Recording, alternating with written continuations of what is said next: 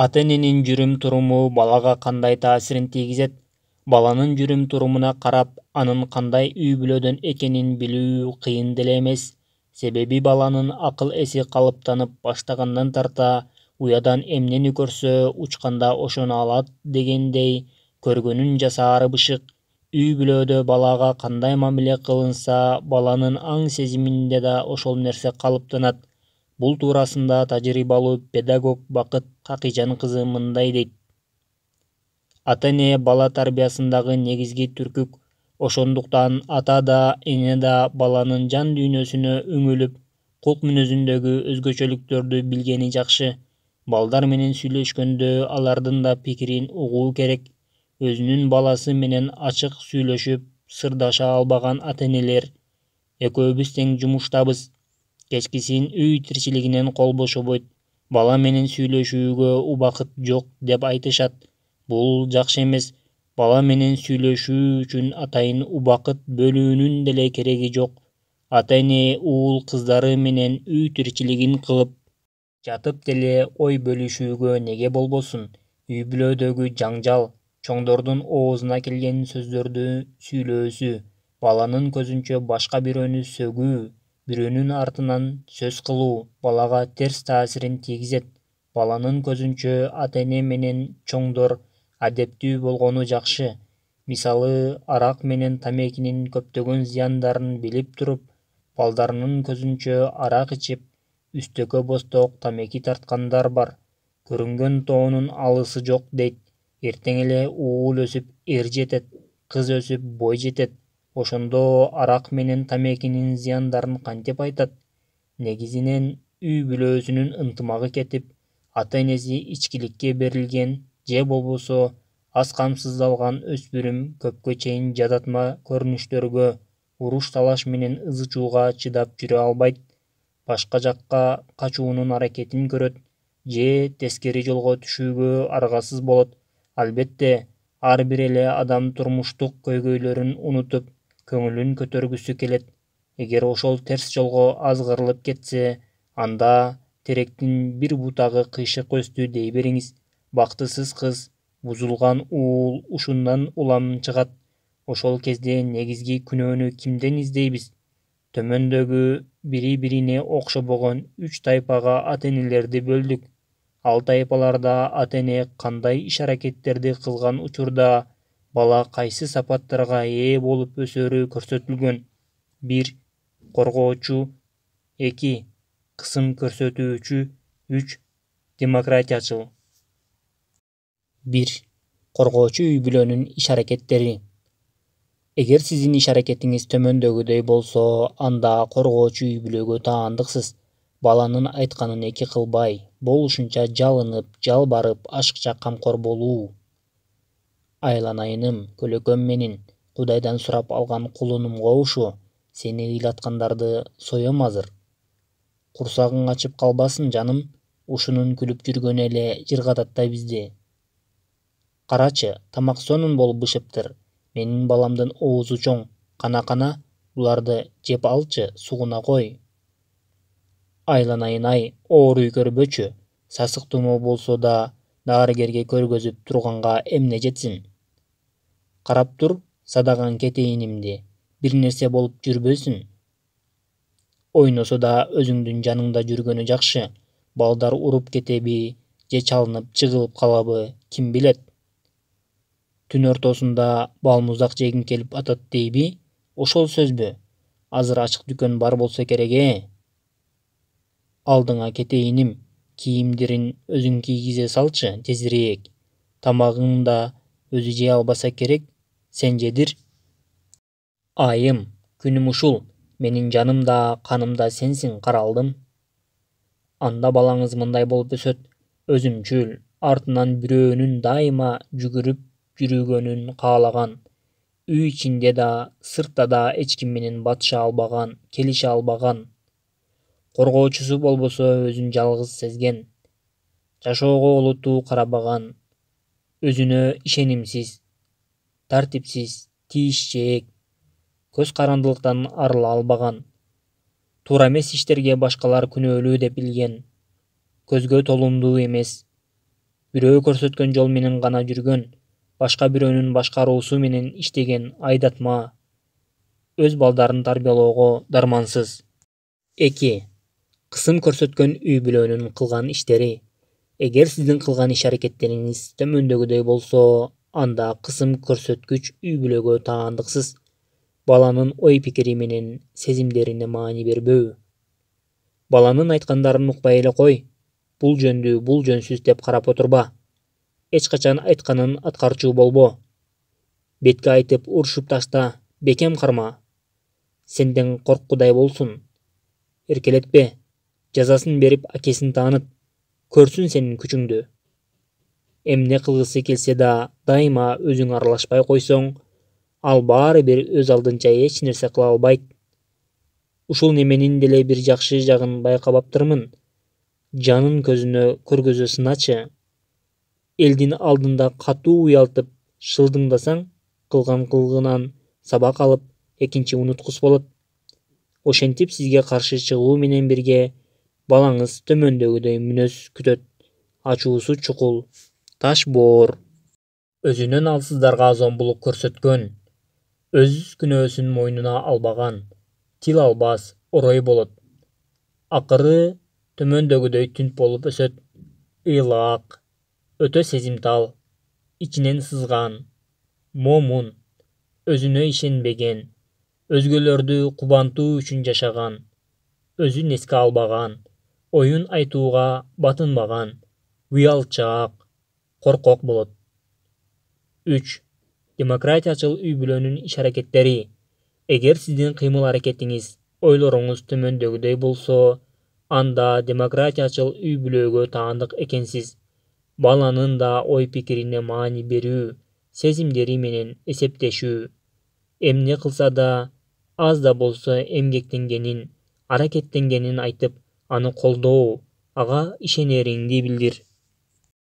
Кандайдыр бир жагдай болуп калганда, баланын айткандарын баарын бүткүл жан дүйнөң менен, жүрөгүң менен тыңша. Уят нерсе сураса, баланын маселесин карабай койбо. Баланын иши чала дегендей, баланын ката кетирип, жүрүп чоңоyorун унутпа. Баланы кемчиликтери менен кошо жакшы көр. Баланы эркин ойлонуп, эркин сүйлөөгө көндүр. Сенден башкача да ойлонушу мүмкүн экенин эстен чыгарба. Ал тургай, сенден өзгөчө ойлонгон күнү да анын ой-пикирин урматтай бил.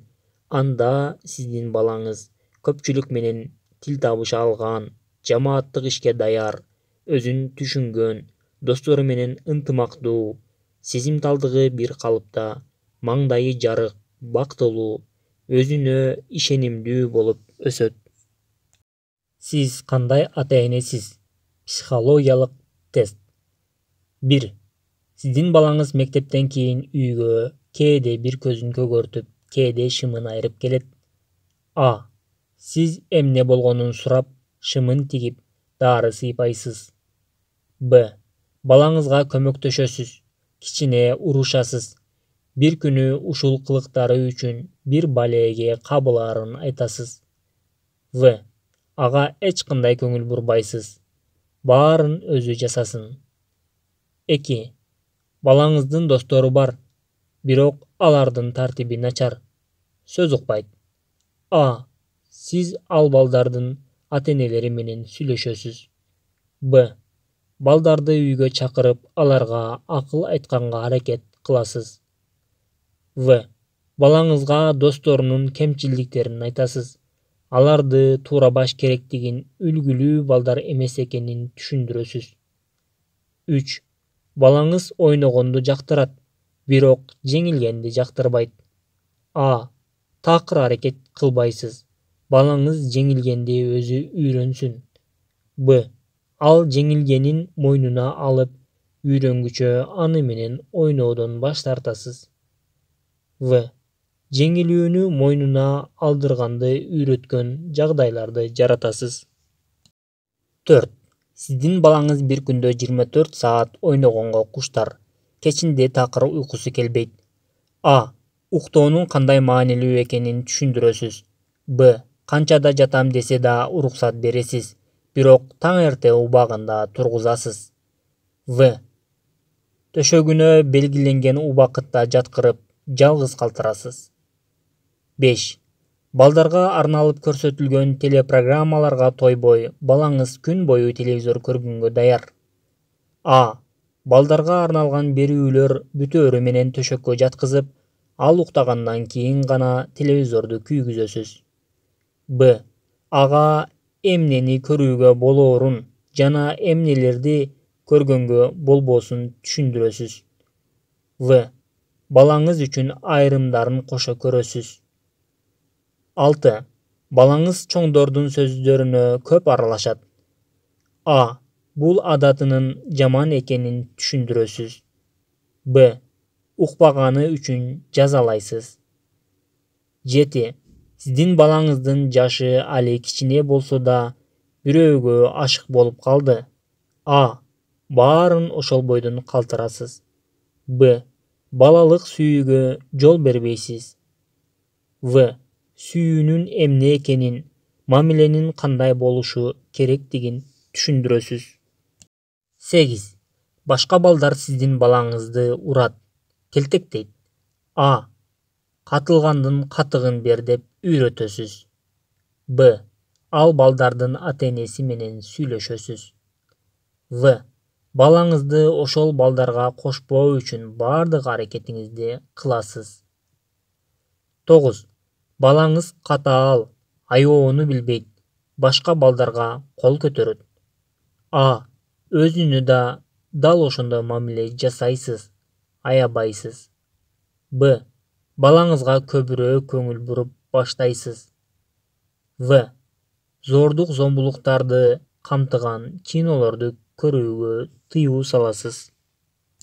Эгер сиздин тестиңиздин жообу 18 балга чейин болсо, анда сиз балаңызды өзүңүз жашап жаткан доорго даярдап, ошого ыңгайлаштырып тарбиялап жатыптырсыз. Сиз анын башка замандын кишиси болооруна маани бербейт экенсиз.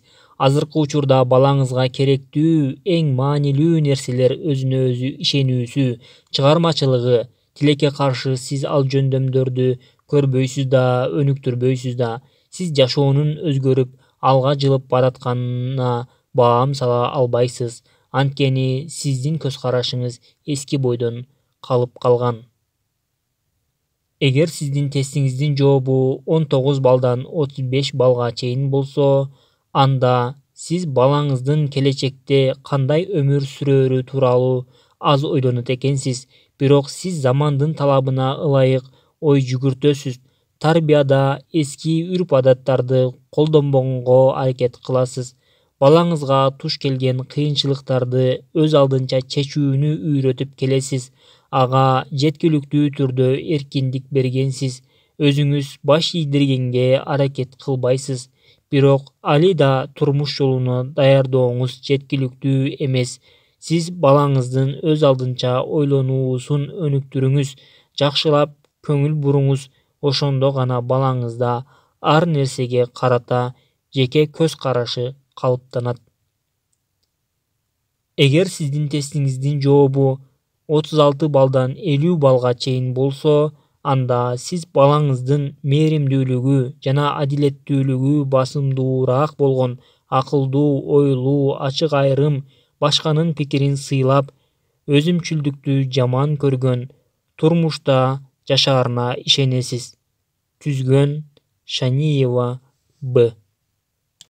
Балаңыздын кызыгуусу менен жөндөмүн байкаңыз, ага ошол багыттан көмөк көрсөтүңүз.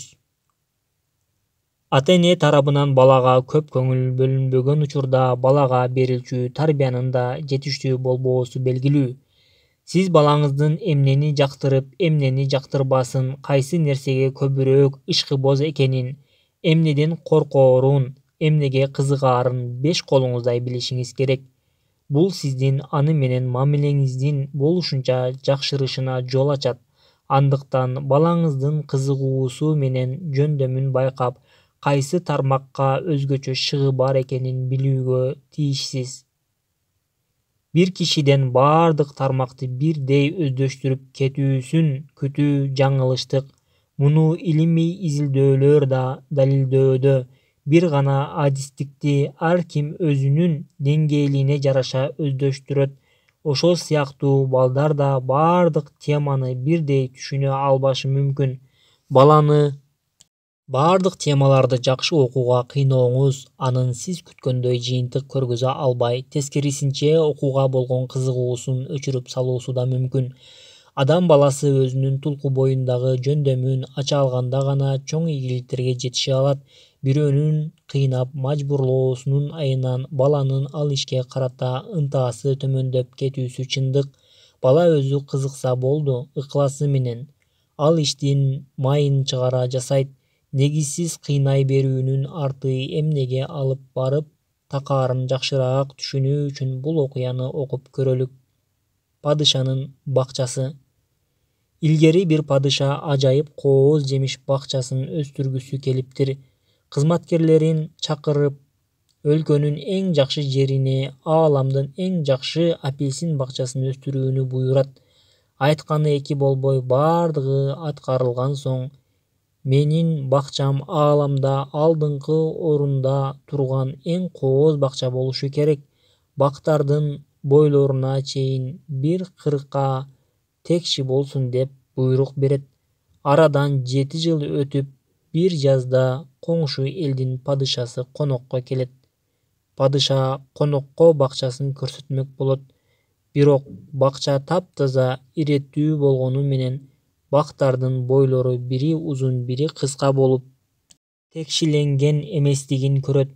Муну көрүп катуу ачууланган падыша бакчадагы бактардын бардыгынын бойлорунун тез арада бирдей кылып кыркып чыгышпаса баштарын алаарын эскертип, кызматкерлерине катаал буйрук чыгарыптыр. Бактардын бойлорун бирдей кылгыла деп кыйнаган падышанын жарлыгынан корккон кызматкерлер дароо ишке киришишет. Бою узун бактар кыскартылып, бою кыска бактардын учуна бутактар уланат.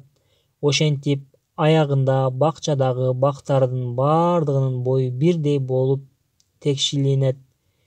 Бир канча күн жатып, бир күнү бакчаны аралаган конок бул ишке катуу таң калыптыр. Караса бакча таптаза, иреттүү, бардык бактардын бойлору текши экен. Конок падыша бир вазирин чакырып, ушундай бакчаны тез аранын ичинде өз жеринде да өстүрүүнү буйрук кылат. Коногунун абдан таң калганына ээргип, көңүлү көтөрүлгөн падыша бакча кызматкерлеринин бардыгына белек бекчектерди тартуулайт. Тилекке каршы ошол жылы бакча ойдогудай жемиш бербептир. Анткени бутактарын кескилеп таштаган жемиш бактары өз касиетинен айрылып калса керек. Багбандар аман калып калабыз деп канча аракет кылганы менен көбү куурап, ооруга чалдыккан бактарды кайра калыбына келтире алышпады. Эң кооз жемиш бакчасы эми эч нерсеге окшобогон токойго айланып калды. Кийин ошол коңшу падышанын кайрадан конокко келе турган болгонун уккан бакча кызматкерлери жан соого сурап, көз көрбөгөн, кулак укпаган жакка качып кетишет. Мына, падышанын болбогонду болтурам деп зоордук менен күчкө салып жасаткан ишинин аягы ушундай аянычтуу бүткөн экен. Ата-энелер балдарынын сабактардагы жетишкендиктерин алардын жөндөмдөрү менен байланыштыра билүүлөрү керек. Ар бир ата-эне төмөндөгү бул суроолорду өздөрүнө берип көрсө жакшы болор эле. Балабыздын бардык сабактарга болгон жөндөмү бирдейби? Балабыз бардык темага бирдей жетишиши мүмкүнбү? Эмне себептен жогорку окуу жайларында кабыл алуу сынактары гуманитардык, математика, тил жана жеке жөндөмдүүлүктөрү деп бөлүнөт? Ата-эне баласынын өзүнө таандык башка жөндөмдөргө ээ экендигин билиши керек. Балдардын бардыгы бирдей президент боло албасы анык. Дегени менен ал өзүнө жакын жаатта мыкты адис болуп чыгышы толук мүмкүн. Бир педагогдун аңгемеси. Бир педагогикалык кеңеште мугалимдер бир окуучунун сабакка болгон шалаакылыгын, өнүгүүсүнүн начарлыгын талкууга салды. Мен ал бала баардык сабактардан начарбы деп сураганымда сүрөт сабагынан берген мугалими: мен башкасын билбейм, бирок ал баланын сүрөт тартуудагы жөндөмдүүлүгү өтө өзгөчө. Облустар арасындагы көркөм сүрөт көргөзмө жарыштарына катышып дайыма сыйлыктарды багындырган жалгыз окуучубуз ошол деген эле. Чынында ошол окуучу кайсы гана сүрөт жарышына катышпасын, баардыгында ийгиликтерди алып келип жүрдү. Жакында эле биз анын тандалган бир сүрөтүн Жапонияга конкурска жиберип, эми чоң үмүт менен күтүп жаткан чагыбыз. Мына көрдүңүзбү, өзүнүн жөндөмү бар тармакта гана баланын чоң жетишкендиктерге жеткендигине көңүл буруубуз кажет.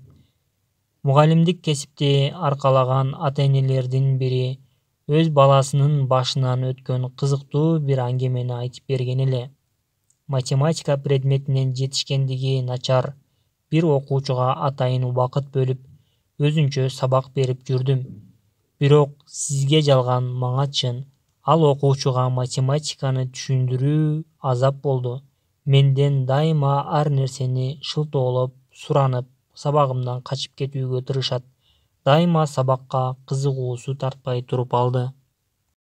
Кийин арадан 7-8 жыл өткөндөн кийин жолукканыбызда ал мага өзүнүн кыл калем, кистичка менен сүрөт тартууда бир аз ийгиликтерге жеткенин, республикалык масштабта өткөн көркөм сүрөт көргөзмөлөрдө алдыңкы орундарды ээлегендигин жана да бул ишке өзүнүн көңүлү толгонун, бактылуу экенин айткан эле.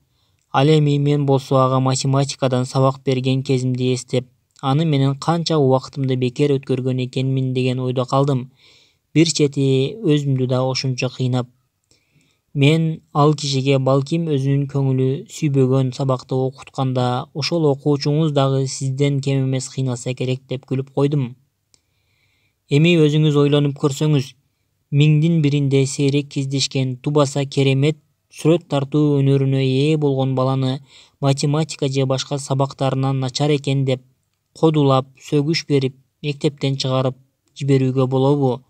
Албетте жок. Баланын кайсыл жаатта жөндөмү болсо, ошол жагынан болушунча колдоп, анын ийгиликке жетишине жол ачышыбыз керек. Баланын жөндөмү жок жакка багыттай берүүдөн түк пайда чыкпайт. Тескерисинче буту колун кишендеп, бактысын байлаган болбойсуз деп ким кепил боло алат? Чыңалган күчтүн белгиси бул кызыгуу. Джон Дейви. Өзүңүздөр байкагандай, кайсы бир киши өзү кызыккан тармакта иш кылганда гана ойдогудай ийгиликтерге жетишери чындык. Ошол сыяктуу эле бала да өзү кызыккан ишке болгон күч-кубатын жумшайт. Ал баланын сабакты тез түшүнүүсүнө, тез өздөштүрүүсүнө шарт түзөт. Кызыкпаган кочкордон куйруксуз козу туулат деп даанышман калкыбыз айткандай, кызыгуу болбой жасалган иште ийгилик тууралуу сөз козгоо ашыкча болору анык. Сабактары начар деген бир баланын компьютердеги көп этаптуу оюндарда алдына ат салдырбай мыкты ойноорун байкадым. Анткени анын баардык ой санаасын оюн ээлеп алган. Эгер анын оюнга болгон баардык ынтаасын, ой санаасын, кызыгуусун сабакка бура алганыбызда ойдогудай ийгиликке кыйынчылыксыз кол сунган болот элек деген ойдо калдым. Ошол эле учурда 20 чакты китептин автору, Македониянын атактуу акыны Илхаминин гезитке берген маеги эске түшөт. Өзү адабиятка кызыктар болгон киши эле. Ал кишинин сүйүктүү адистик темасында айткан аңгемеси: Югославияда согуш аяктап, кийин экономикалык өнүгүүгө кадам таштаган учурда эл ичинде экономика тармагында адистикке суроо талап туулган. Мамлекетте бул адистикке окугандарга колдоо көрсөтүлүп, аларга окууну бүтөөрү менен жумуш табууга кепилдик бар учур болгон. Ал эми мен болсо экономика адистиги тууралуу 3 уктасам, түшүмдө да көргөн эмесмин. Баардык эси дартым бир гана адабият болчу. Адабият десе ичкен ашымды жерге коёр элем. Атам болсо менин келечегим үчүн экономист болушум керектигин айтып туруп алды. Ата сөзүн эки кылбаган жаным экономика адистигине кирип окуй баштадым. Бирок адабиятты дагы таштабастан кошумча алып жүрүп, аны дагы бүтүрүп алдым.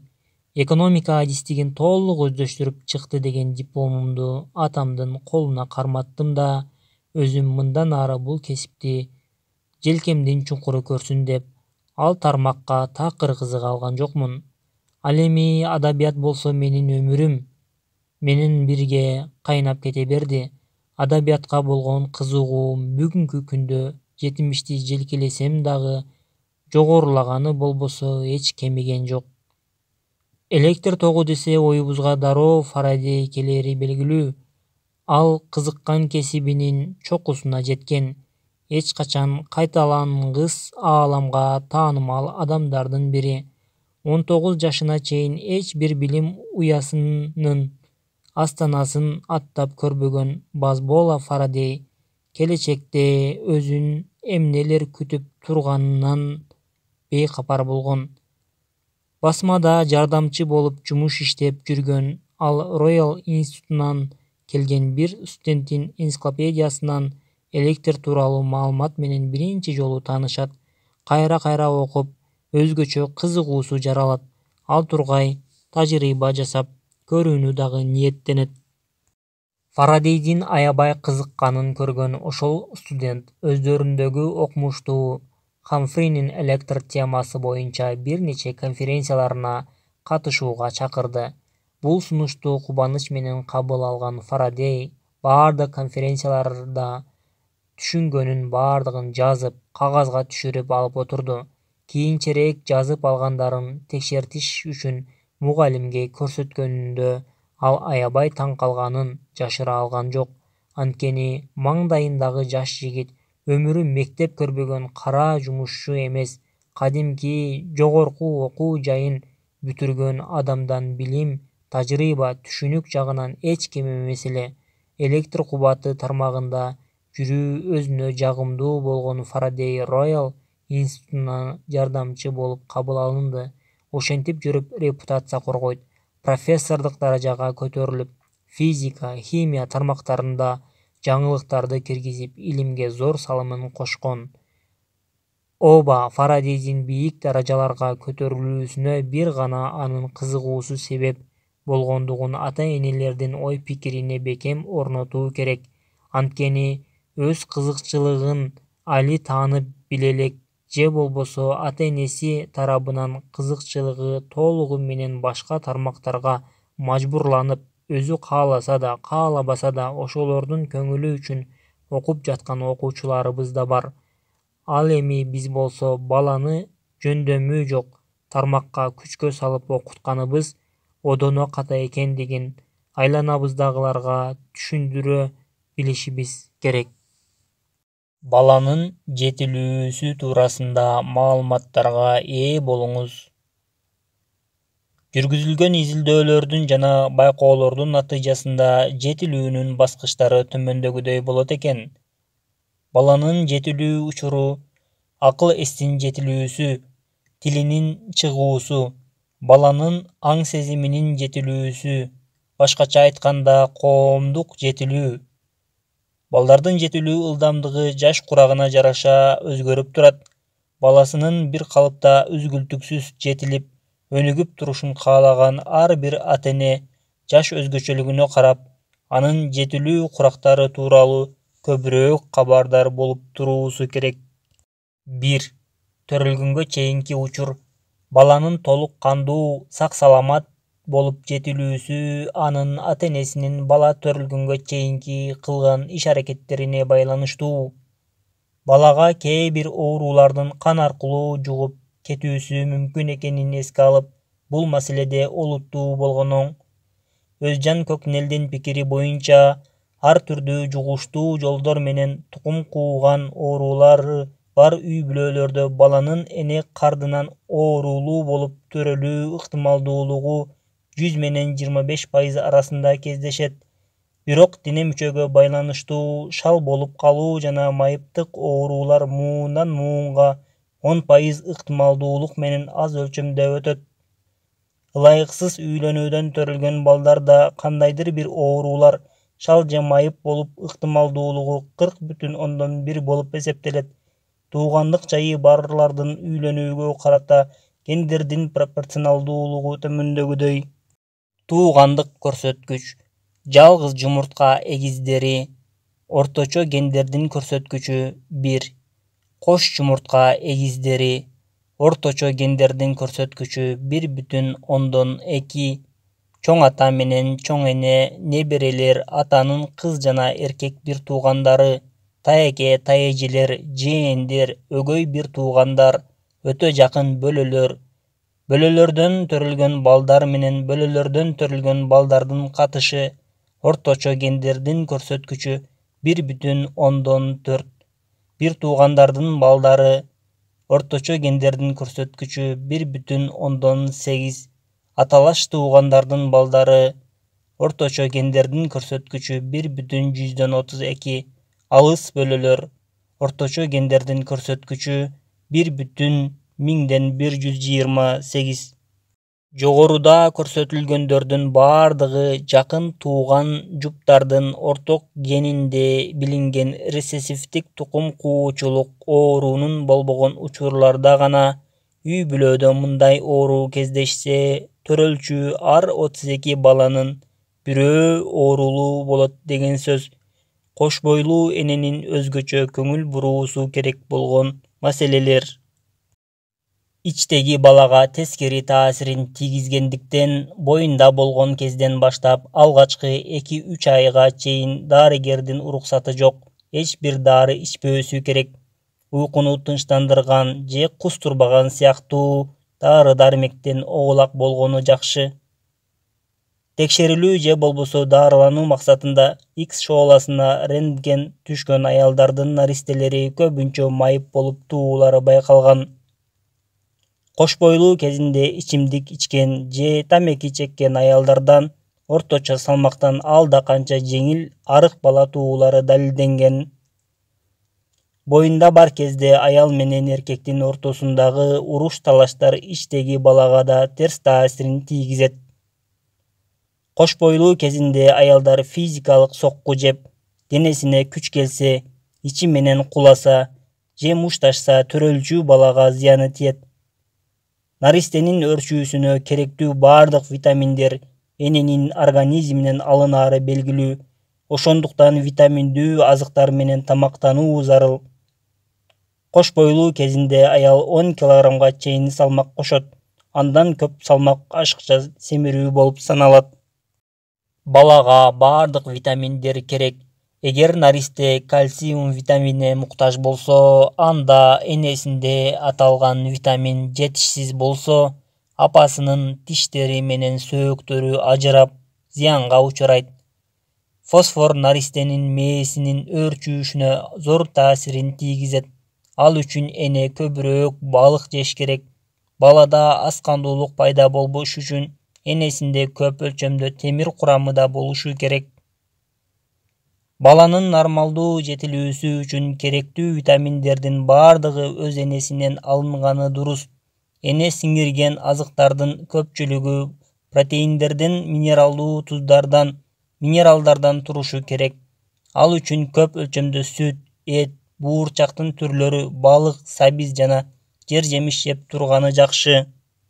Айта кетчү нерсе, дал ушундай күйөөсүнүн каны оң резуска, өзүнүн каны терс резуска ээ аялдар көбүнчө экинчи төрөтүнөн баштап чоң маселеге кабылышат. Анткени булардын боюнан түшүшү же төрөсө да наристенин өлүк түшүшү мүмкүн.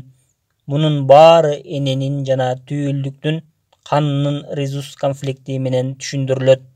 Эмесе резус конфликт дегенди чечмелеп берели. Аялдын биринчи төрөтүндө анын канында антигендер менен антителолардын саны аз болот да түйүлдүккө анча коркунуч келтирбейт.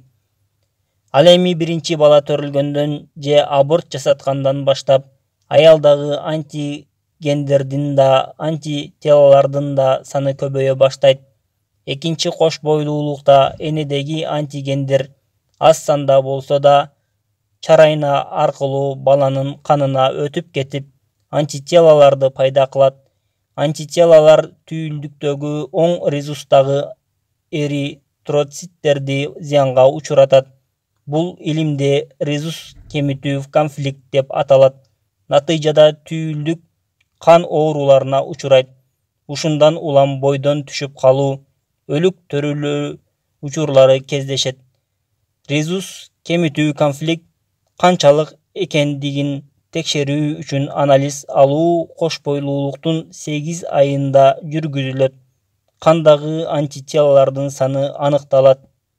Негизи каны терс резустагы эне, каны оң резустагы эркектен экинчи же үчүнчү баласын төрөөнү пландаса, врачка көрүнүп, канындагы антителалардын өлчөмүн сөзсүз текшертүүсү зарыл. 2. Баланын коомдук психологиялык жактан жетилүү учуру. А. 0-8 жаш аралыгы. Бул учурга кош бойлуулук учурдан 8-9 жашка чейинки курак кирет. Алгачкы жылдары бала атасына караганда апасына көбүрөөк көз каранды болот. Муктаждыгы жакшы камсыздалбаган бала кийин чоңойгондо да маңдайынан шор кетпеген бактысыз бала болуп өсөт. Бул учурда эненин эң биринчи милдети баланы эмизүү болуп саналат. Эне сүтү атайын изилдөөдөн өтүп, анын бала үчүн табылгыс, орду толгус витаминдерди курамына камтыганы аныкталган. Андыктан эненин баланы кучагына кысып жана эмизгени чоң мааниге ээ. Наристенин өбүү аркылуу экөөнүн ортосундагы жакындык, мээрим жана ажырагыс сүйүү пайда болот. Эмизүү учурунда аялдын ачуулуу болуусу, тынчы кетип, сабырсыздануусу же эмизип жатып башка иштери менен алектенүүсү баланын ички сезимдеринин, дене мүчөлөрүнүн нормалдуу жетилүүсүнө тескери таасирин тийгизбей койбойт. Эгер мындай кемчиликтер кеткен болсо, бала өмүр бою азабын тартып, кемчиликтен арыла албайт. Баланы эмчектен эрте чыгаруу зыяндуу. Эмчектен өтө эрте чыккан балдар манжасын оозуна салып, тырмагын тиштегилеп, төшөккө сийип коймой сыяктуу адаттар менен кошо чоңоет. Бул куракта уйку да зор мааниге ээ. Жаңы туулган наристе негизи 24 сааттын көпчүлүгүн уйку менен өткөзөт десек болот. Чоңойгон сайын наристенин уйкусу да азая баштайт. Бала бышылдап, тынчы кетпей уктоосу үчүн тазалык менен бирге жайлуу, жылуу орун даярдалып шарт түзүлүшү керек. Баланы сүйүүдөн, жакшы көрүүдөн, мээримге бөлөөдөн куру калтырбаш керек. Апасынын сүйүүсү менен мээримине тоюп өскөн бала өзүнө ишенимдүү, айланасындагылар менен тез тил табыша билген, оңой эле коюн колтук алышып кеткен, ары сүйкүмдүү, ары өтүмдүү болуп өсөт. Өзүнө керектүү эне мээриминен 2 жыл куруу жалак калган бала башкалар менен тил табышып, ойноп кетиши кыйын болот, тартынчаак жана өтүмсүз болуп калышы мүмкүн. Бала бул жаш аралыгында айланасында болуп жаткан кубулуштарды толук кандуу сезе алат. Ал тургай ата-энесинин өз ара ынтымагын жана ырксыздыгын да ажыратып билет. Балага берилчү мээрим менен бирге ата-эненин өз ара ынтымагы да орду толгус азыкка барабар. Үй-бүлөдөгү идиш аяктын ыргытылышы, көп кайталанган уруш-талаштар, баласынын көзүнчө атасынын жаман сөздөр менен сөгүүсү, ал тургай кол көтөрүүнүн натыйжасында балада коркоктук жана жалтактык пайда болот. Аягы бүтпөс чыр-чатак, уруш-талаштын айынан ата-энеси ажырашып кетерин ойлоп, сарсанаа болгон баланын жан дүйнөсү жараланып, көп түйшөлгөндүктөн ички сезимдерине доо кетет. Бул курак учурунда баланын аң сезиминде өзүнүн дене мүчөлөрүн таанууга болгон кызыгуу пайда болот. Колдору менен буттарын кармалап көрүп ойногонго аракет кыла баштайт.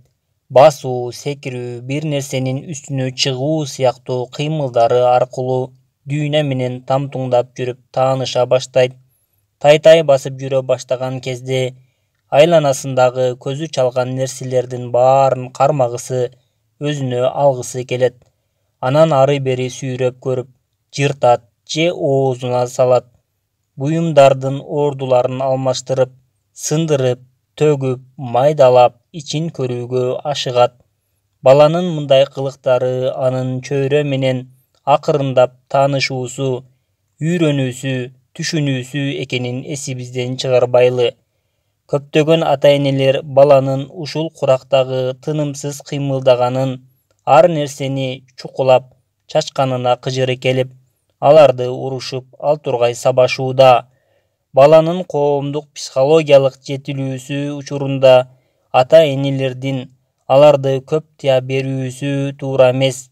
Бала бул куракта көптөгөн жеке тажрыйбаларынын натыйжасында өзүнө болгон ишеними күчөгөнүн кылган иш-аракеттери менен көрсөткүсү келет.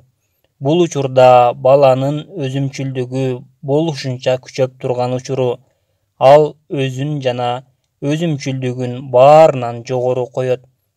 Тууроо бул курактагы балага тиешелүү адаттардын бири. Туурагыч балага жылуу сөз, жылмайган кабактан көрө чоңдордун үлгү болчу иш-аракеттери көбүрөөк таасирин тийгизет. Балага көрсөтүлчү кыймыл-аракеттер анын негизги 5 сезүү мүчөсүнө көрүү, угуу, жыттоо, даам сезүү жана кармап көрүү бирдей таасир бериш керек. Балам үйдө баардык бөлмөнү аңтарып чыккан эле. Бир гана конок бөлмөсүнө кире элек болчу. Апасынын жанын койбой атып, ал бөлмөнү да абдан аңтарып чыккандан кийин үйдө такыр тургусу келбей, башка жактарга баргысы келип баштаганын байкадык. Андыктан баланын кызыгуусуна жараша ар кандай ыңгайлуу чөйрө, шарт түзүп берген дурус. Балада эркиндик, өзүнө ишенимдүүлүк жана алга умтулуу байкалганда, аны аз да болсо өз эрки менен коюп, өз алдынча ташташ керек. Ушул куракта түзүлчү мамилелердин методдору.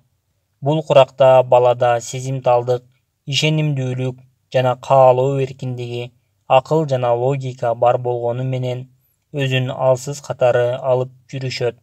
Андыктан бул курактагы бала менен мамиле түзөөрдө, каалообузду ага билдирээрде аны көндүрчү логикалык сөздөрдү табуунун ордуна жөн гана даалга таптап, көзүнө тике караңыз. Анткени бул даалга таптоо денесине кол тийгизүү балага ишенимдүүлүк менен кабыл алынгандыгын билдирип, өзгөчө сезим калыптандырат. Бул анын көңүлүн тынчтыкка бөлүп, сиз менен ачык мамиле куруусуна шарт түзөт. Бул курактагы кулк мүнөздүк өзгөчөлүктөр 5 сезим мүчөсү менен жана тууроо аркылуу үйрөнүү аркылуу жетилүү бул куракта 5 сезим мүчөсүнө негизделген. Андыктан бериле турчу кандайдыр бир маалымат ошол 5 сезим мүчөсүнө бирдей багытталышы өтө маанилүү. Кайсы бир мектепте эмгектенген мугалим башталгыч класстын окуучуларына улуу ата мекендик согуш тууралуу темасын мындай кылып өткөн эле. Мугалим партанын үстүнө картаны жайып, оюнчук аскерлерди эки тарапка тизип, колдоруна курал карматып, аскерлердин аттарынан бери туштарына жазып койгон экен. Балдардын кызыгуусун арттырган мындай ыкма менен адис менен өтүлгөн сабак тез түшүнүүгө шарт түзөт жана окуучулардын эсинде көпкө чейин сакталып калаары шексиз. Бул куракта бүткүл дүйнөнүн ачкычын өзү кармап тургандай сезет. Биологиялык денесин планеталарга жайгаштыргысы келет. Абдан өзүмчүл болушат. Менменсинүүсү күчтүү болот. Көп нерсени өзү жасагысы келет. Баары колунан келет. Баарын кыла алам деген ишенимде болот. Бул курактагы баланын көңүлү акыл-насаатка эмес, тескерисинче тажрыйбага жана үлгүлүү иш-аракеттерге, өрнөк болчу кишилерге көбүрөөк бурулат. Бул куракта бала үчүн эң маанилүү нерсе аны өзгөчө мээрим менен далга таптап, денесине тийүү аркылуу таасир берүү. Баланын төрөлүшү менен бирге мээдеги сезүү жөндөмү толукталат жана мээ аркылуу байланыштар ошол жөндөмдүн арты менен төрөлгөндөн кийин жетиле баштайт. Андыктан бул учурда денеге таасир этүү маанилүү. Бул кезде бала үчүн экинчи маанилүү нерсе ишенимдүүлүк, жылуулук, чыдамдуу болуу, анын кемчилдиктерин оңдоп, дүйнөнүн таануусуна шарт түзүү, баланын 5 сезүү мүчөсүн жетилтүүчү, өнүктүрүүчү чөйрө түзүп берүү. Бул курактагы бала үчүн кооптуу нерселер физикалык жактан коркутуу, баланы түн тартынчаак, жазганчаак кылып салат. Жаман үлгү, начар кылык жоруктар. Бала бул учурда көзүнө көрүнгөндүн баарын тууроого аракет кылат. Ал бул жакшы, бул жаман деп ажыратпай, баарын өзүнө сиңире бергендиктен көргөн терс адаттар анын аң сезиминде өмүр бою калып калышы мүмкүн. Мисалы, телевизордон зордук-зомбулук, мыкаачылык камтылган кинолорду үзбөй көргөн атасы баласына «Балам, мындай кинолорду эч качан көрбө, уктуңбу?» деши. Б. 9-12 жаш аралыгы. Эң жакшы ийгиликке жеткен киши эң акылдуу киши эмес, балким кызматкерлеринин акылдары менен жөндөмдөрүн айкалыштырып, ошого жараша иш берген жетекчи. В. Алтон Джонс. Баланын баягы өзүмчүлдүгү эми гана басаңдап, өзү менен өзгөлөрдү ажырата алчу багы. Бул кезде ал жалгыз өзү аракет кылгандан көрө көпчүлүк менен, жанындагылар менен да эсептеше баштайт. Жалгыз ойногондон көрө достору менен бирге команда түзүп ойногон, өз ара жардамдашуу андан да кызыктуу экенин билет. Миңден ашык нерселерди ойлоп тапкан Эдисондон ушунун баарын өзүңүз ойлоп табасызбы деп таң кала сурагандарга ал «Жок, бул менин гана эмес, көпчүлүк менен бирге кылган иштерибиздин орток жемиштери» деп жооп берчү экен. Жалгыздыктын үнү чыкпайт демекчи, өндүрүш өндүргөн кайсы фирма болбосун, башкалар менен өнөктөш болуп, иш кылганда гана көп кирешеге ээ болуп келишет. Муну менен айталы дегенибиз, бул куракта балага көп түкүрсө көл болот, демекчи көпчүлүккө, командага аралаша билүүнү үйрөтүү керек. Ийгиликке көпчүлүк менен биргеликте оңоюраак жетерин түшүндүргөн абзел. Балдар бул куракта калыстыкка, тууралыкка көбүрөөк көңүл бурат. Оюндагы талаш-тартыштарда көбүнчө ушундан улам келип чыгат. Баланын бирөөгө таянуу, ишенүү сезимдери да ушул жаштарда жетилет. Андыктан балага өзгөчө жакын кишилер өздөрүнүн иштерине, сөздөрүнө, жүрүш-туруштарына көбүрөөк маани берүүсү керек. Анткени бала алардын көргөндөрүн өзүндөй кылып туурайт. Бул жаштагы балага элди таң калтырган баатыр кишилерди өрнөк катары көрсөтүп, аны эрдикке, өрттүккө, өжөрлүккө бир таман жакын кылып тарбиялоо керек. Бул кезде дем берүү, шыктандыруу, сүрөө, стимул берүү. Жогоруда айтып өткөндөй, аларга дем берип, шыктандырууда өрнөк болууга татыктуу чоң кишилерге муктаждык туулат. Бул кишилер алардын кемчилдиктерин түзөтүп, багыт кеңеш берүүдө чоң жоопкерчиликке ээ болушат. Балдардын жакшы болуп, салабаттуу жашоо салттын карманып өсүүсү үчүн мындай өрнөк ээсине болгон муктаждык бүгүнкү күндө да абадай эле керек болуп турган учур. Турмушка толук кандуу аралаша баштайт. Ушул 10-11 жаш аралыгында баланын метафизикалык ааламга болгон таң калуусу, кызыгуусу пайда болот. Кайтыш болгондор каяка кетишүүдө, алар эмнеге кайра келишпейт деген сыяктуу суроолор көп ойлонтот.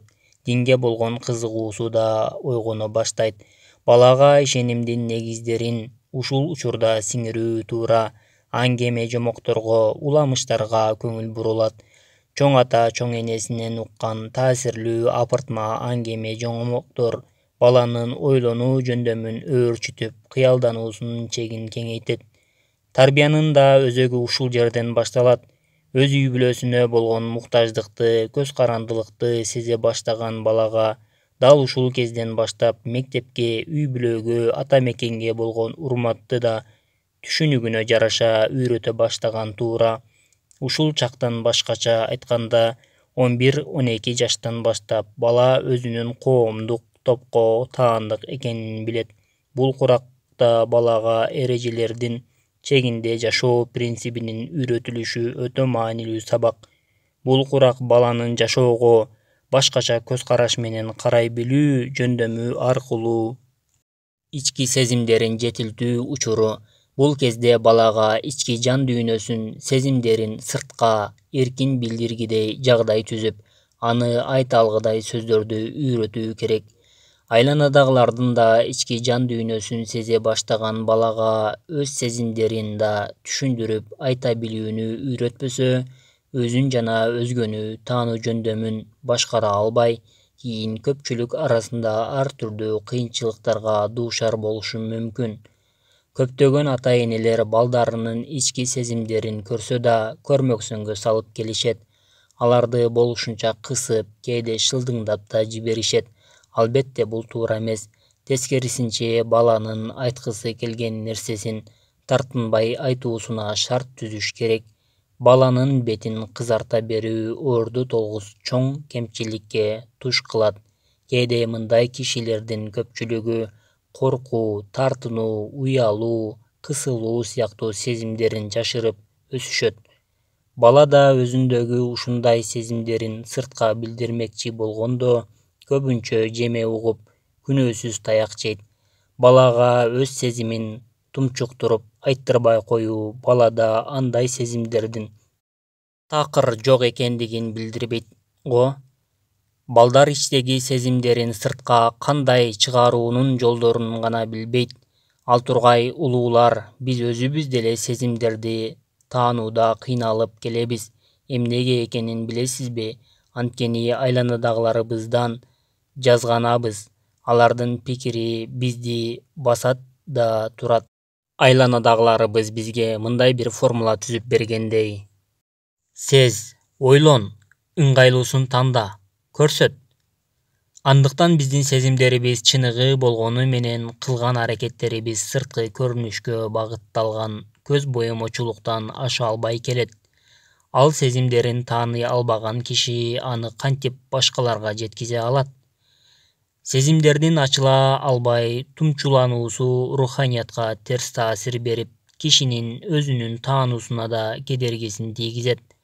Башкалардын деле абай салып караганыбызда алардын баардык кылыктары ичтеги сезимдери менен тикелей байланыштуу экенин байкайбыз. Мисалга алсак, баланын күлгөнү анын кубанганынан улам, ыйлаганы бир жерин оорутуп алганынан улам, ачуулануусу бир нерсеге көңүлү толбой тургандыктан улам болот. Руханий жактан жетилген, өзүнө ишенимдүү бала тарбиялагысы келген ата-энелер баланын өз сезимдерин толук кандуу сыртка билдирүүсүнө шарт түзүү керек. Тилекке каршы ата-энелердин көпчүлүгү муну тескерисинче жасап, баланын айткысы келгенин айттырбай, кылгысы келгенин кылдырбай, ал тургай урушуп, уруп согууга чейин барып жаткандарына күбө болуп келебиз. Мисалы, бала тууганына «Сени абдан жаман көрөм» десе, апасы ага «Ыя балам, бир тууганыңды эмнеге жаман көрөсүң? Ал тууралуу дагы кандай ойлоруң бар? Баарын айтып берчи мага» деп айтабы? Башкача айтканда, баланын ички чыныгы сезимдерин билүүгө, анын да оюн түшүнүүгө аракет кылабы же ок жашабагыр? Ошентип да айтмак беле: кантип өз бир тууганын жаман көрсүн деп зекип экинчи андай сөз айтпагыдай кылып тыйып таштайбы? Же негизи бир тууганыңды жакшы эле көрөсүң сен деп жубатып коебу? Ал эми муну айтуу менен апасы баласына кандай пикир берген болуп калат? Негизи сен бир тууганыңды жек көрбөйсүң, тескерисинче жакшы көрөсүң. Ошону айтам деп атып сезимдериңди чаташтырып атасың. Болгон күнөөң ушул. Сезим дегенди сен кайдан билмек элең? Сен бир тууганыңды жек көрөм деп эсептеген сезимиң кайта аны жакшы көрүүң, сезимдериң жокко чыгарып ал тургай элес албай койсок, анда балабызга биз бул пикирди берген болобуз. Сен өз сезимдериңе ишенбе. Алардын баары жалган. Андан көрө менин айткандарымды кабыл ал. Мындай түшүнүк менен өскөн баланын ата-энесинен бөлөк өзүнчө инсан болуп калыптануусу өтө кыйын. Мисалы, баланын бөбөгүн жек көрүүсү бат эле таркап кетпейт. Анда ал ата-энесинин көзүнчө анын башынан сылап, ал эми алардын көзү жокто чаап, тээп алгысы келип тургудай болуп калат. Андай болбос үчүн баланын ички сезимдерин сыртка ачык билдиртүү, толук түшүндүрүү зарыл. Ата-энелердин мындай сөздөрдү айтпагандары жакшы. Бала жыгылып кетсе, "Ай балам-ай, ал дагы ырайың эмне? Эл көрсө уят эмеспи? Болду, үнүңдү чыгарба. Азыр басылат. Сен эркексиң да, эркек бала да ыйлайт бекен. Эмнеден коркосуң? Чоп-чоң эле бала, караңгыдан да коркмок беле. Уят, уят, өзүнүн инисине да ичи таардык кылмак беле. Ошо кантип болсун? Койчу, ошого да ыйлайсыңбы? Айтсаң, атаң жаңысын сатып берет да." Бала айта албай жаткан нерсени ата-энелери айттырбай коюунун ордуна кайта баланын сөзүн жетишинче ичиндегисинин баарын айттырууга аракет кылуу керек. Мисалы, бала "Эжем мени урду" десе, апасы "Эжең сени урган жок" дебей, "Каапай, эжең сени урган турбайбы" десек, баланын пикиринин аягына чейин угуп, айтайын деген оюн даана түшүнөбүз. Балдар өз сезимдерин канчалык эркин билдире алса, ошончолук иш-аракеттерин да ээн эркин кыла алышат. Ал эми иш-аракетти гана көзөмөлдөп туруу андан да жеңилирээк. Сөздүн акырында айтаарыбыз, балага оюн ачык айтуусуна, сыртка билдирүүсүнө тоскоол болбоңуз. Баланын оюн ачык айткандан кийин пайда болгон чектен чыгып бараткан кылыктарын тизгиндеп жөнгө салып туруу ашыкча болбойт. Баланын ички сезимдерин түшүнө билүү үчүн эмне кылуу керек? Драмалык ролдор. Баланын сезимдерин өөрчүтчү сонун кызмат. Аларга абдан жагат. Окутулушу керек болгон тарбиялык маанидеги күнүмдүк сабактар ушундай жолдор менен берилүүсү керек. Ошентип өзү курактуу балдардын арасында оюн даана жеткизе билүүгө сүрөгөн, өздөрүн болушунча эркин көрсөтө алган оюндарды ойнотуу керек. Балдарды ойлондурган көрүнүштөр менен мектептердеги сахналык программалардын тарбиялык мааниси зор. Мисалы, Ак жол менен Ак бото дос болот. Экөө тең мектепке жаңыдан барып жүрүшөт. Бир күнү Ак ботонун окуйун деп үңүлүп карап олтурган китебин Ак жол келип колунан жулуп алат. Ак бото эмне кылаарын билбей отуруп калды. Ушул көрүнүштү класс менен биргеликте ар кандай суроолорду берүү аркылуу андан ары өөрчүтүү керек. Ак бото кандай абалда калды? Сага да бирөө ушундай кылса өзүңдү кандай сезмексиң? Ак жол кечирим сураганда өзүн кандай сезди деп ойлойсуңар? Сенден бирөө кечирим сураса өзүңдү кандай сезесиң? Айнура менен Айгүл бирге китепканага бармакчы болушат. Айнура болжолдонуп келишилген убакытта бара албай калат. Көпкө күткөн Айгүл китепканага жалгыз барат. Эми класстан сурайбыз. Айгүл кандай абалда калды? Сен да ушундай жагдайга туш болсоң эмне кылат элең? Айнура кечирим сурагындан кийин өзүн кандай сезип калды? Сенден да кимдир бирөө кечирим сураса өзүңдү кандай сезесиң? Бул куракка ылайыктуу мамилелер балдар менен чоңдордун ар түрдүү жагдайлар учурундагы сезимдери, жагымдуу же жагымсыз сезимдерди жеткирчүү сөздөр аркылуу карым-катнаш орнотуу керек. Анткени бул учурда балдар эмнени болбосун түздөн-түз сезимдери менен кабыл алышат жана сезимдери аркылуу кабыл алуусу менен тыгыз иштешип баштаган болот. Андыктан биз да алар менен сүйлөшкөндө сезимдерибизди сөзгө кошуп сүйлөйлү жана кыймыл-аракеттерибизде да сезимдер чагылып турсун.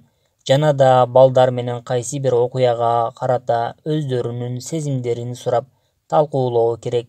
Мисалы, эгер балабыз бир тууганын урган болсо, ал кылыгы бизди кандай ачуулантаарын айтсак болот.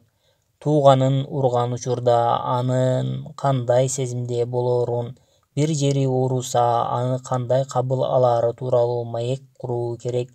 Бул куракта балага абдан керектүү болгон нерселер. Өрнөк боло билүү жана жакшы кылык-жоруктар. Мейли сөз менен болсун, мейли иш менен, кайсы жагынан болсо да балага үлгү, идеал боло алгыдай өрнөк инсан бейнеси бул курактагы бала үчүн аба суудай зарыл десек болот. Анткени баланын кулк мүнөзү туура калыптанып, тегерегиндеги кишилер жакшы инсандар болуусу, алардын оңдуу кылык-жоруктарга бай болуусу өтө маанилүү орунга ээ. Маанилүү эскертүү. Бул учурда баланын кемчиликтерин жөндүү деп эсептөө керек. Бала ката кетирип жүрүп үйрөнөт. Ошентип жүрүп үйрөнгөндөрү эсинде бекем сакталып калат. Аларга бардык эле кишилердин башынан мындай катачылыктар болуп келгенин, бирок эң негизгиси ошол кетирилген каталардан жашоого сабак алуусу керектигин түшүндүрүү керек. Ката кетирген соң кечирим сурай билүү маданиятын да кулагына куя жүрүңүз. Кемчилиги үчүн баланы эч качан уруп-согуп, ыйлатып салууга болбойт.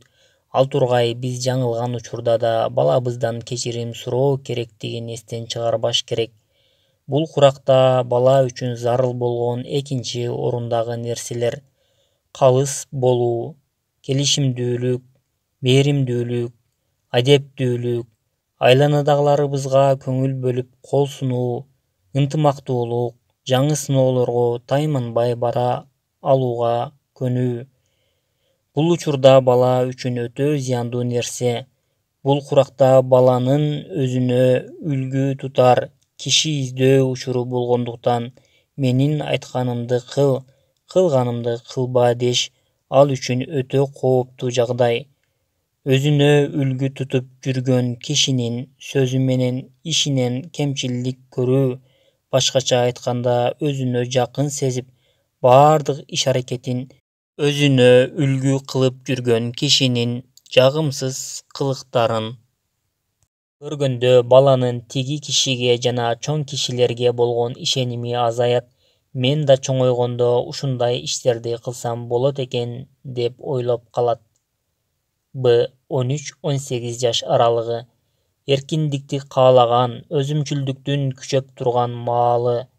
Бул курактын кулк мүнөздүк өзгөчөлүктөрү: өзүм эле бутуман туруп кетем деген ойдо жүргөн кези, менменсинүүсү ташкындап турат.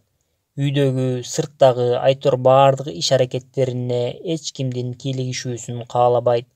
Кийинсе да, жесе да, үйгө качан келип, качан кетсе да өз билгенин жасайт. Бул курактагы балдар эмне кылса да өз алдынча кылгысы келет. Көбүнчө достору менен бирге болгонду, алар менен көбүрөөк убакыт өткөзгөндү жактырат. Ал эми үйдө кол куушуруп отуруу алар үчүн кыямат, азап. Спортко болгон кызыгуу да ойгоно баштайт.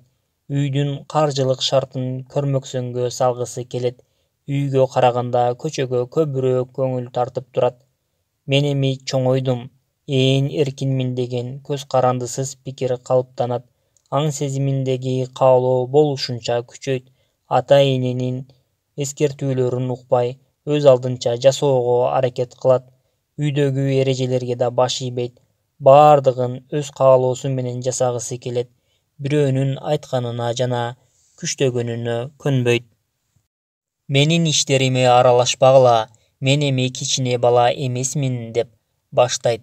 Ата-энеси айткан ой-пикирлер өтө эски түшүнүк болуп көрүнөт. Акыры аларды шылдыңдаганга чейин барат. Бала өзүнө тиешелүү буюмдарды жанындай көрөт. Аны башкалардын кармоосун же колдонуусун каалабайт.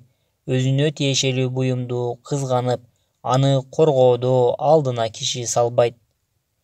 Өз үй-бүлөсү тарабынан жеткиликтүү деңгээлде көңүл бурулбаган, каралбай калган бала башка чөйрөлөрдү туурагыч болуп, ойлонбостон алардын артынан ээрчип кете берет. Өзүнө жаккан кишини өз үй-бүлөсүнөн таба албаса, аны ал сырттан таап, ал кандай сүйлөсө, кандай кийинсе, эмнеге ишенсе жана башка анын баарын өзүнө кабыл алат. Балага так ушундай киши болушуң керек деп мажбурлаган шарт коюлбаш керек. Бул куракта жоро жолдошторунун да таасири үй-бүлөдөн артык болот. Үй-бүлөдө баланын ата-энеси менен түшүнбөстүгү канчалык көп болсо, бала да ошончолук досторуна жакындай берет.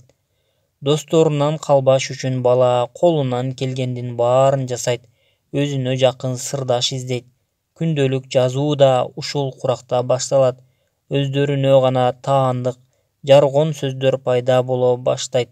Үйдө достору тууралуу жагымсыз сөз айтылышын каалабайт. Бала өзүнүн көз карандысыздыгын сезе баштайт. Үй-бүлөдө өзүнүн эркин ой-пикирлерин көбүрөөк айтууга аракеттенет. Бул куракта балдар баарын билүүгө, баарын көрүүгө куштар болот. Алар үчүн сөз кылынбаган, талашып тартышылбаган нерсе жок. Көркөмдөп тапанданып сүйлөп калышат. Даана романтикалык учур. Көбүнчө өз кыял каалоосуна жакын романтикалык кинолорду көргөндү жактырат. Окуялардын жана кырдаалдардын көмүскө тараптарына абай салып байкай баштайт. Коркунучтуу кинолор менен китептерди жакшы көрөт. Бул курактагы балдар физикалык дене мүчөсүнө маани берип, дене жактан жетилүүсүндөгү арык же болбосо толук, узун же кыска бойлуу экенине көбүрөөк көңүл бура баштайт. Дене мүчөсүндө кандайдыр бир кемчилик болсо, арданып, намыстанат. Андай учурда өзүнө карата айтылгандарды көтөрө албай, өздөрүнө да күтүүсүз болгон кыймылдарды жасап жиберишет. Бул курактагы балада мен киммин деген суроо да пайда болот. Ошол суроосуна канааттандырарлык жооп таба алгыдай дос жана чөйрө түзүп берүү керек. Өспүрүм бул куракта коомдон өз ордун издеп баштайт. Өзүнүн келечекте ким болоорун, коомдо орду кандай болоорун аныктоого аракет кылат. Айтор эси менен да, эси жок да өзүн жетиштирип, өстүрүүгө аракет кылат. Бала бул куракта мурунку балалык сезимден жана балалык психологиядан толугу менен арылат. Аны эми ата-энесинен бөлөк өзүнчө бир киши деп кабыл алуу керек. Ошондуктан аны өзүн жеке инсан катары сезүүсүн калыптандыруу керек. Анан барып баланы өз оокатын өзү кылышы керектигин, өз жашоосуна өзү жооптуу экендигин сездирип, алдыдагы турмушка, жашоого акырындап даярдай баштаган оң. Баланы аз-аздан ушундай кылып тарбиялабаса, келечекте коомдогу ар түрдүү чөйрөдө күтүүсүз келген ар кандай кыйынчылыктарга туруштук бере албай калышы мүмкүн. Бала өзүн ата-энесинен бөлөк инсан катары сезүүсү анын өзүн таануусуна жол ачат. Өзүн таанып, жөндөмдөрүн байкаган бала ошого жараша кайсы багытка жол алып, кайсы иштерди кылышы керектигин сезет. Бул учурда жоопкерчиликти сездирүү үчүн балага кайсы бир деңгээлде эркиндик да берилиши керек. Бирок ата-энеси баласына ээ боло албай калбагыдай ашыкча ээн баштанып жиберүү да кооптуу. Баланын эркиндиги анын жоопкерчилигинин чегинде болгону жакшы. Балага эркиндик менен катар жоопкерчиликтин да маанилүүлүгүн сездирүү зарыл. Мисалы, кечинде досторуң менен жолуккуң келсе, барып кел деп эркиндик бергенден кийин кечки 22:30 кечикпе. Бир балеге урунба. Ата-энеңди уят кылгыдай жооруктарды жасай көрбө деп жоопкерчиликтин да бар экенин эскертүүнү унутпообуз керек. Бул курактагы балага тарбия жакшы сиңүүсү үчүн ага кадимкидей ишеним артуу менен катар анын бардык иш-аракеттерин сырттан үзгүлтүксүз байкап турган жакшы. Эгер бала биз берген эркиндиктер менен ашыкча баштанып, кылган иштеринде көбүрөөк кемчилдиктерди кетирип жаткан болсо, анда ага андай ишенимдүүлүк биз тарабынан артылып, биз тарабынан эркиндик берилип жаткандыктан али да убакытты текке кетирбей оңдоп калууга мүмкүнчүлүк бар.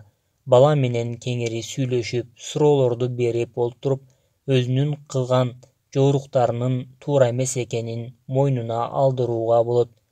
Сөз менен иштин бирдей чыгуусуна, айтканы менен кылганы бирдей чыгуусу көндүргөн тарбия жаш балага так ушул куракта милдеттүү түрдө берилип калышы керек.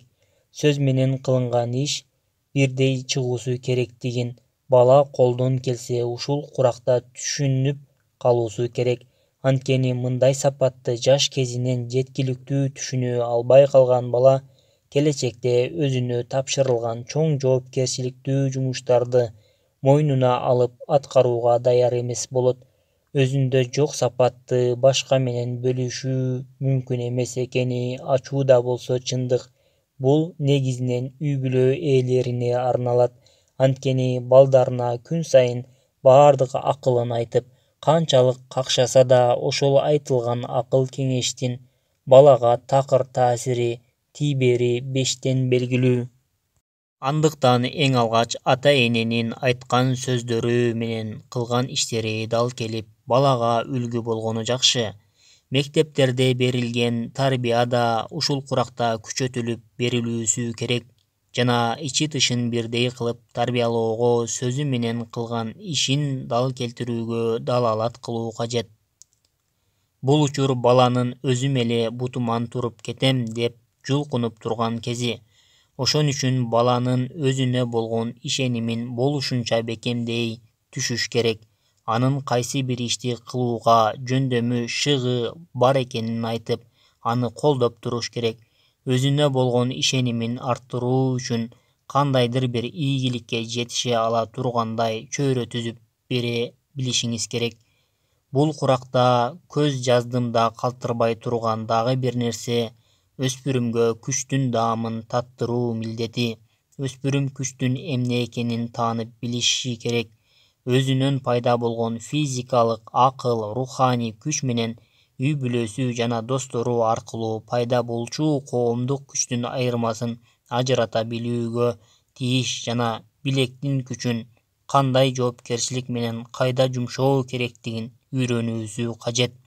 Эгер биз бул куракта өспүрүмгө мындай керектүү тарбияны бере албасак, анда келечекте денесинин күчүн эч кандай жоопкерчиликсиз, ойкелди колдонгон, коомго зыянын тийгизген, элди опузалап, азуусун матырган, чоң муштум жаштарды өстүргөн болобуз. Күч колдонуу туурасында турмушумда кездешкен эң кызыктуу бир окуяны сиздерге баяндап берейин. Эмне кием, эмне ичем менен иши жок. Байлыгы ташыган, бай үй-бүлөдөн чыккан бир окуучум бар эле. Өзү өтө ичи таар болгондуктан жеңилгенин такыр мойнуна алчу эмес эле.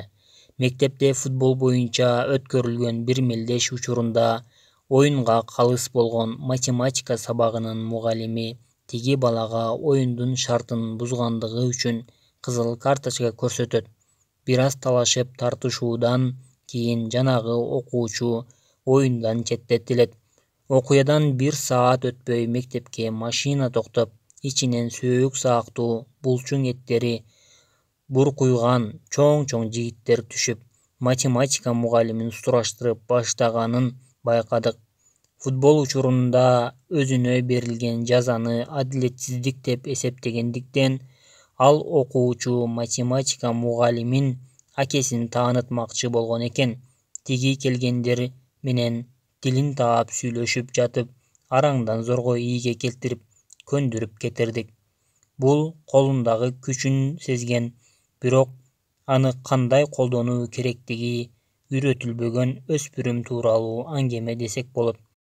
Бар күчүн орунсуз колдонгон өспүрүм кандай айыптуу болсо, ошол күчтү орду менен эби менен кандай колдонуу керектигин үйрөтпөгөн үй-бүлө да ошончо күнөөлүү эмеспи? Кандай ойлойсуз? Бул курактын тили, идеалдардын тили. Ушул курактагы жаш жеткинчекке идеалдар дүйнөсүн ачуу керек. Бала менен идеалдар ааламынын тили жана түшүнүктөрү менен сүйлөшкөн жакшы. Бул курактагы жаштар идеалисттик ой-пикирде болгондуктан, бүткүл ааламга романтикалык көз менен карап, романтикалык көз караш менен кабыл алат. Ааламдын кандай экендиги туурасында көбүрөөк кызыгат.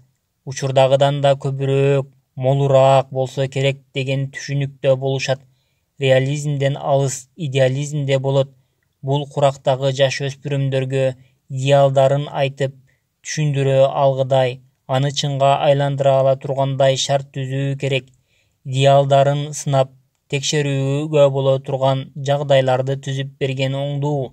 Эгер мындай шарт үй-бүлөдө, мектеп же коом тарабынан түзүлө турган болсо, анда жаш өспүрүмдөрдүн коомдук психологиясындагы жетилүү ошончолук ылдам болору байкалган. Бул курактагы мамиле куруу жолдору үстөккө босток акыл айта бергенден көрө, аларга көбүрөөк суроо берүү туура. Аларга мен силердей кезде минтчү элем, тигинчү элем деп башталган лекцияларды окубай эле коюңуз. Сиз тескерисинче алардын чөйрөсүнө заманына жараша ой жүгүртүүсүн, өстүрүүчү суроолорду берүү менен кызыгуусун арттырып, жылуу мамиле түзүүгө аракет кылыңыз. Бул сиздин аны менен тил табыша алгандыгыңыз. Сиз аны бала көрүп айткан сөздөрүнө күлө берсеңиз, бала менен болгон мамилеңиз ошончолук алыстай берет. Мисалы, балаңыз чет элдик даңкылдаган рок музыкасын укканды жакшы көрсө, сиз ага «Эй, мунуң эмне? Мен сендей кезимде мындай музыкаларды укчу да эмесмин» дебей, тескерисинче балаңыздын ал музыканы укканда эмнени түшүнөөрүн сураңыз. Мына ушундай жолдор менен гана сиздин балаңыз менен тил табышуу жөндөмүңүз арта түшөт.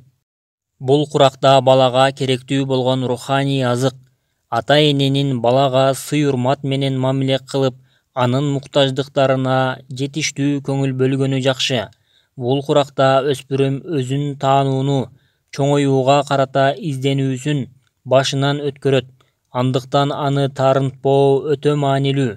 Эгер бул өткөөл мезгилде баланы шылдыңдачу болсоңуз же болбосо катуу сынасаңыз, анда сиз каалабаган киши болуп чоңоет. Акыры сиз баланын жаңы изденүүсүнө зыяныңызды тийгизген болосуз. Ата-эне тарабынан сыйлануусу чоң мааниге ээ. Ата-эне баласынын баардык муктаждыктарын камсыз кылгандай эле, аны досторунан да куру калтырбашы керек жана аларды да сыйлашы керек. Анткени бала бул учурда өзүнө жакын дос издейт, ал менен достошот, бул менен ымала түзөт.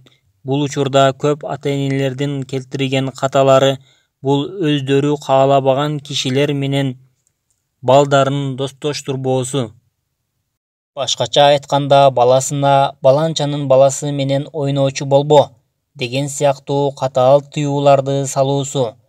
Мындай катаал тыюулар айтылганы менен, эгер балага аны менен достошуу жакса, анда ал баары бир ата-энесине кулак салбаары анык. Бул жагдай баланы калп айтууга да көндүрөт. Мен аны менен ойногон жокмун деп жалган айтып, апасынын көңүлү үчүн ойноп жүргөнүн жашырууга аракет кылышы мүмкүн. Ал эми мындай жорук баланы сөзү менен иши бирдей чыккыдай кылып тарбиялоо принцибине каршы иш болот. Баланын ким менен достошом десе да өз эрки экени туурасында өзүбүз күбө болгон мындай бир окуяны айта кетели. Мектепте окуган эки кыз бири-бири менен ынак дос болушат. Аларды бирге жүрүшүнө мектептеги мугалимдер гана эмес, ата-энелери да каршы чыгышат. Ар түрдүү аракеттер менен канчалык тырышса да экөөнү бири-биринен ажыратуу такыр мүмкүн эмес эле. Алар да ошону билип, эмне кылсаңар да биз баары бир дос болуп жүрө беребиз дешет. Мугалимдер да, ата-энелер да тажап, болдучу деп жайына койгон кезде бир күнү баягы эки кыз өз ара бир нерсеге келише алышпай эки бөлөк жолго түшүшкөн экен. Мына көрдүңүзбү? Бала ким менен дос болом десе да ага эч ким бөгөт кое албайт. Бул куракта бала үчүн керектүү экинчи нерсе баланын ийгиликке жетүүсүнө түзүлгөн шарттар, ага берилген мүмкүнчүлүктөр, жөндөмү жок нерселерге баланы кыйнабоо. Эгер бала кыйналып, ийгиликтерге жете албай жатса, бул жагдай аны үмүтсүздүккө алып келет. Көздөгөн максатын белгилөө керек. Суроолор аркылуу анын келечекке болгон максаттарын билип, ачык айкын белгилөө. Чөйрөсүндөгү досторуна муктаждыгы бар экенин эскертип туруу. Эркиндик берилгени жакшы, бирок жоопкерчиликтен да куру калбаш керек.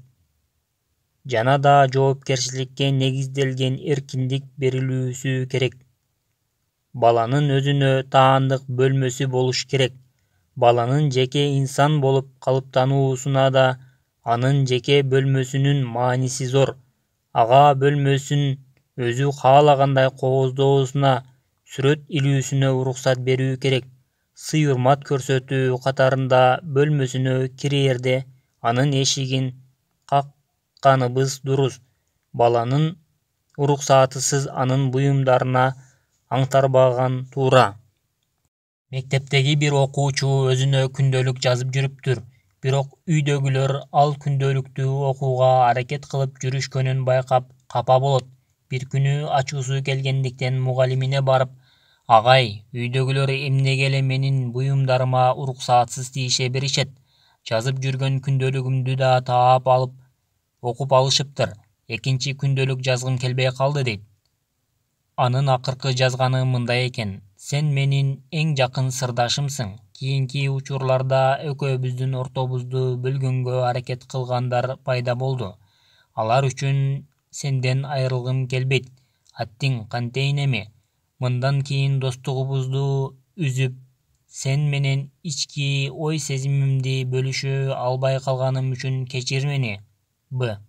Коркунучка жетелеген тобокелдикке негизделген чараларда тең салмактуу карап, бейтарап болуу керек. Өспүрүмдөр буларды өз алдынча аткара турган болсо, жакшы натыйжа чыкпашы мүмкүн.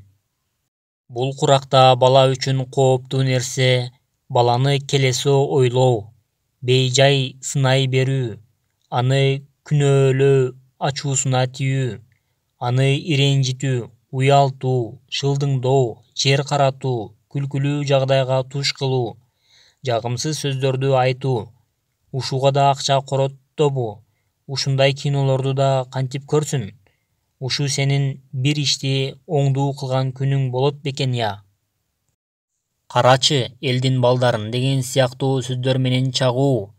Мындай аракеттер баланын өзүнө болгон ишенимин жоготот. Балада өз үй бүлөсүнө карата жек көрүү ойгоно баштайт. Өзүнө такыр ишенбеген, ата-энесинен оолак качып, өз оюн айта алган досторуна барып, жашыруун ошол жактарда убакыт өткөзө баштайт.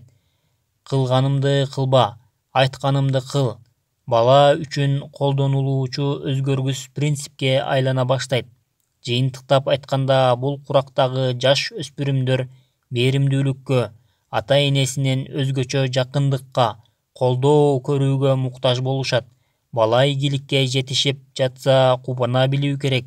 Жетпей жатса да аны шыктандырып колдой билүүсү керек. Баланын коомдук психологиялык жетилүүсү анын физикалык дене мүчөлөрүнүн өсүүсү менен тикелей байланыштуу эмес. Айтайын дегенибиз, кээ бир учурларда бала биологиялык жактан жетилгени менен анын ой санаасы, дүйнө таанымы керектүү деңгээлдеги көрсөткүчкө шайкеш келбей калат. Андыктан ар бир ата-эне өз милдетин колунан келишинче жакшы аткарып, баласынын физикалык жактан да, аң сезим жактан да бирдей өсүүсүнө көңүл бөлгөн оң.